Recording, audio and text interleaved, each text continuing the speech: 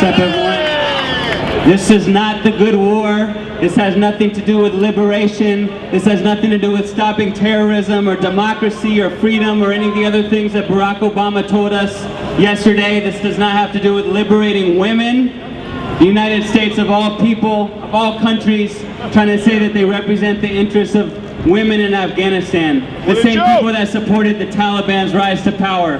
Come on. This is about, contrary to what Obama says, this is about world domination. This is about imperialism. And Barack Obama has blood on his hands right now. I was just looking up at these helicopters up above, and I was thinking, imagine that instead of those being news helicopters, imagine that those were unmanned drones. Or imagine that those were F-16 bombers.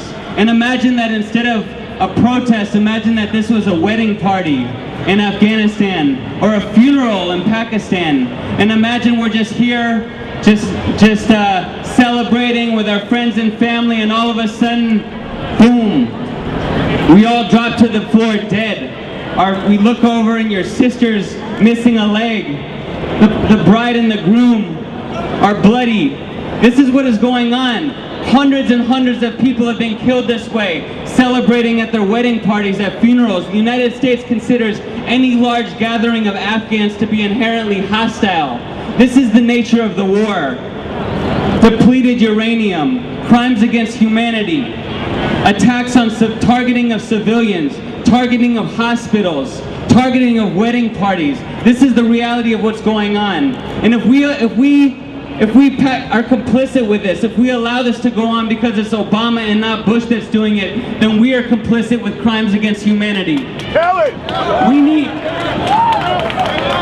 We need to stop being complicit with crimes against humanity. Like the banner over says, we need to stop thinking like Americans and start thinking about humanity. The world truly cannot wait. So I'm just gonna lead a chant right now. Maybe we could do it while we're marching. If we start marching, the chant goes, Barack Obama has blood on his hands. U.S. out of Afghanistan. Barack Obama has blood on his hands. U.S. out of Afghanistan. Barack Obama has blood on his hands. U.S. out of Afghanistan. Barack Obama has blood on his hands. U.S. out of Afghanistan. And you can see what's gone on for the last year. We saw Obama as he watched while Gaza got destroyed. And now the United States, the richest, most powerful nation in the world, is destroying one of the poorest nations in the world. What kind of system is this? What kind of country is this that does this? We saw Obama watch while Gaza was destroyed. We saw him promise that Guantanamo would close. And now what's happening? It's almost, first he said 100 days, then he said a year. It's about to be a year, and Guantanamo is still going to be open. Al Jazeera has reported that the torture is getting worse in Guantanamo. And now this person has the nerve, this president has the nerve, and this Justice Department has the nerve to bring the so-called masterminds to trial in New York City. And of course they can't even get a fair trial in Oakland. But anyway, we won't talk about that. But the point is, look, they have the nerve to say that there is now justice in this country. Meanwhile, at the same time as they brought 5 people up, Obama to be tried in New York, they had 5 more people tried in military commissions, and they have hundreds and hundreds of more people rotting in so-called preventative detention, and they have hundreds of people being tortured to this day in Bagram prison and other secret prisons. This is not change. This is not hope. This is more of the same. This is a new face on the same system. We need radical change. We need to get in the streets, and we need a real anti-war movement that is not complicit, that is determined to stand against these wars and against these torture, whether it's Bush or Obama in the White House. Next we are going to hear from Yusuf Rafiqzada. Yusuf is at UC Berkeley and is with the Afghani Student Association. Please welcome Yusuf. What's up, everyone? Yeah, living as a first-generation Afghan in America is one of the best things in my life, but also one of the worst. Growing up, where you see all this luxury, and then you see all across the cities where people are dying. Where is the change that Obama has promised us? Where's the hope that Obama has promised us? He hasn't promised us nothing except for more troops to fuel the fire in Afghanistan. We have now started a takeover over a country that has not even have the basic supplies to even stand up, to even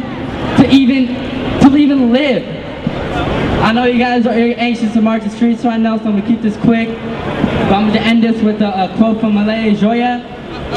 She ran for parliament in Afghanistan, and she made it wonderfully. She made it. However, due to the fact that the American-backed up Taliban freaking made her inside, or made her put it this way. She basically got into parliament, but due to the fact that she had an open mind, got out. Alright, Afghanistan does need an invasion. It does. Don't get me wrong. It does.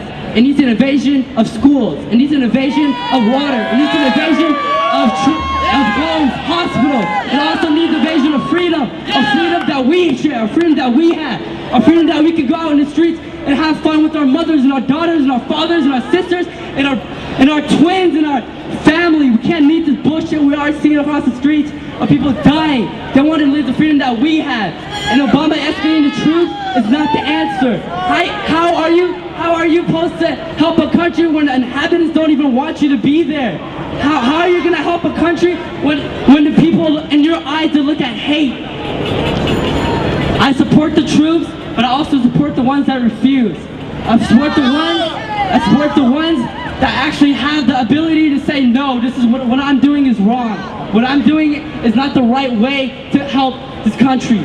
How is that we're helping a country employing militaries with guns, with M4s, with grenades, little children on the streets being targeted as terrorists? Last time I checked, a little Afghan guy named Ali is not a terrorist. He's just a little boy that wants to play. He is not a terrorist. He's not a Taliban, and he's not a freaking damn Al-Qaeda. Alright, we're gonna start with the chant. Try to get you guys hyped up. Alright, hey, hey, ho, ho. Troops in Afghanistan needs to go. Hey, hey, ho, ho. Troops in Afghanistan needs to go. Thank you so much.